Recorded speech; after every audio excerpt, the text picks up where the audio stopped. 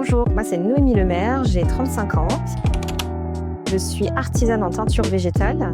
Depuis maintenant 3 ans et demi, j'ai créé donc ma propre marque qui s'intitule La Fabrique au Cocon, qui consiste alors d'une part à proposer des ateliers d'initiation à la teinture végétale pour sensibiliser un maximum de personnes et surtout de faire connaître ce savoir-faire auprès du plus grand nombre.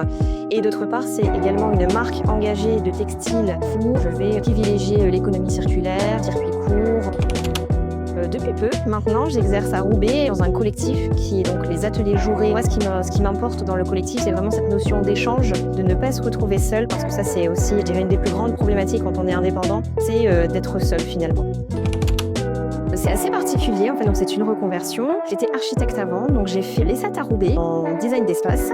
Ensuite, j'ai intégré l'école d'architecture de Toulouse. J'ai pratiqué en tant qu'architecte pendant à peu près 5 ans, en tant que salarié.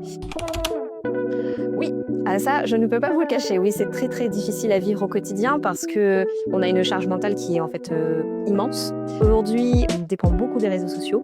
Il y a quand même cette régularité, voilà, qui est importante. Je pense qu'il y a une forme de pression quand même qui s'installe. Donc, ce qui est compliqué, c'est d'avoir toutes ces compétences. C'est d'avoir les compétences d'un photographe, d'avoir les compétences de savoir faire de la communication, de faire de la comptabilité, de réaliser des devis. Toutes ces choses-là sont quand même très prenantes et je pense même qu'il y a des semaines, je ne compte jamais mes heures. Je suis très loin de faire 35 heures semaine. Mais je pense qu'à partir du moment où on choisit de faire un métier passion, on sait pertinemment qu'on ne fera pas 35 heures ou 40 heures semaine parce qu'on travaillera sans compter.